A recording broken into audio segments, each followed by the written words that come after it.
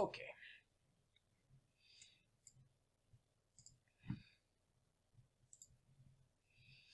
You're my soul and my heart's inspiration.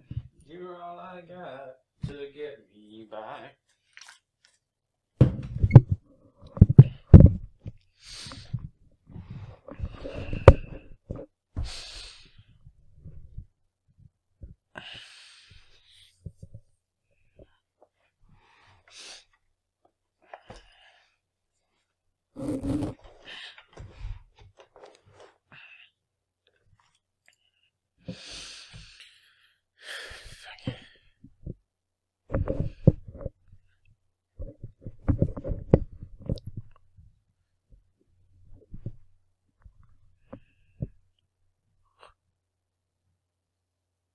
Today we are going to discuss the Hollis coat of arms. But before we get started, we wanted to let you know that we offer a genealogy research service at our website. Please visit us at coadb.com. Now the Hollis surname that we're going to discuss here is spelled several different ways, which you will notice, sometimes with an I, sometimes with an E, sometimes with a Y. The first coat of arms to discuss belonged to Sir William Hollis, or Hollis, who died in 1542. He was a mercer and alderman and Lord Mayor of London in 1539. And one source said he was of Saint Helen. He was knighted by King Henry VIII in 1533. Some say he was the son of Thomas Holles of Stoke, Coventry, in Warwick. And other evidence suggests that he was the son of William Hollis, citizen and baker of London. Another confirmation of arms and crest in 1550 to Sir William Hollis, Knight of Nottinghamshire in England, the son of Sir William Holles, Lord Mayor of London, that we discussed on the previous slide. And this William had a son, Denzil Hollis, who died in 1590, of Irby upon Humber, a member of Parliament for East Retford. And he had sons William, Thomas, and John.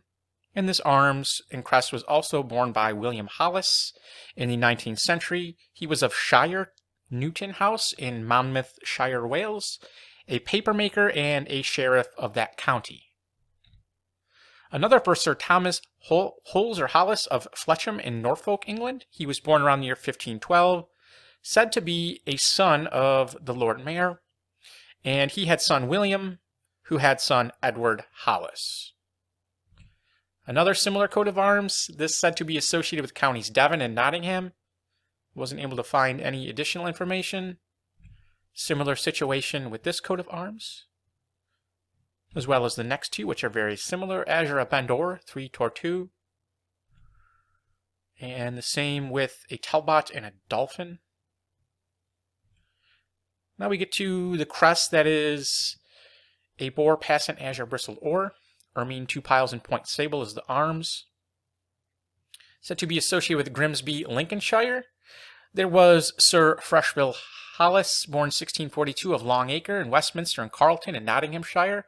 He was an English Royal Navy officer who was killed at the Anglo-Dutch War. He was mayor of Grimsby, a member of Parliament, and the son of Gervase Hollis, who died in 1675, a lawyer and antiquarian who fought in the Royalist Army during the English Civil War. And he was grandson of Freshville Hollis of that city as well. Here we see a picture of, or an oil painting of Freshville Hollis.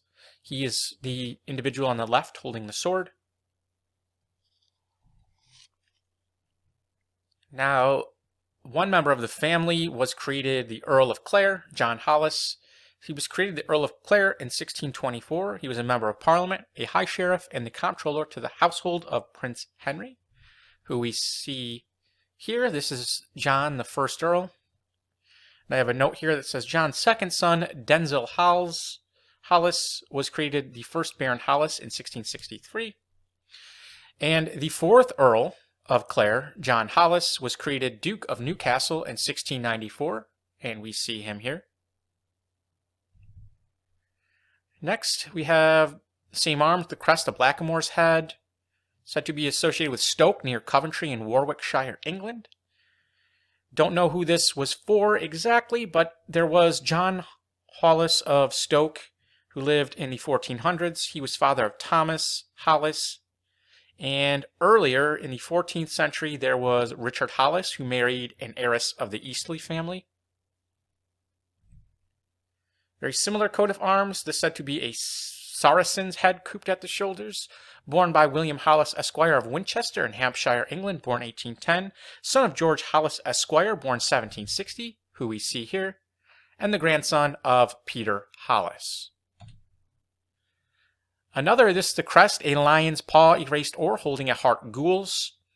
This wasn't stated, but several possibilities, including Francis Hollis, who served in the Netherlands, son of John the Earl, nephew of Captain Sir George Hollis, who died in 1626, of Irby, Lincolnshire, who was knighted in 1609 and served in Belgium, the son of Denzel Holles. There was also Askew Pafford Hollis, born 1764, a naval officer who obtained the rank of vice admiral, served in the French Revolutionary and Napoleonic Wars, as well as the American Revolutionary War, and was the son of William Hollis, who died in 1787. If anyone has any additional information on this crest, please let us know in the comments. And another for George Hollis, born 1849, of Dartmouth House in Dartmouth Park Hill, London. Barrister at law, born in Lewisham, Kent, the son of William Mellett Hollis. Francis Hollis served in the Netherlands. Well, we already talked about that one. I'm going to skip it. Okay, Ermine 3 piles in point, so this is a bit different.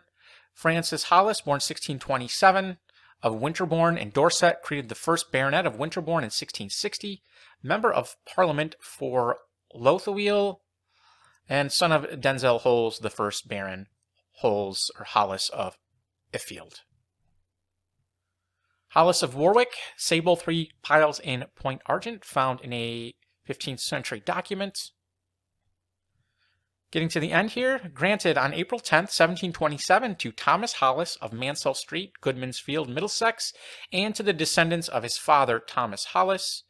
Now, there was a theater that opened up at Goodman's Field in that year, though I wasn't able to find any evidence a Thomas Hollis was associated with that theater. There was a Thomas Hollis, Esquire, who was admitted to Lincoln's Inn, a legal institution, in 1739. And there was also a Thomas Hollis, who was a merchant of London and a benefactor of Harvard. Could be one of these two men, possibly, or perhaps a third.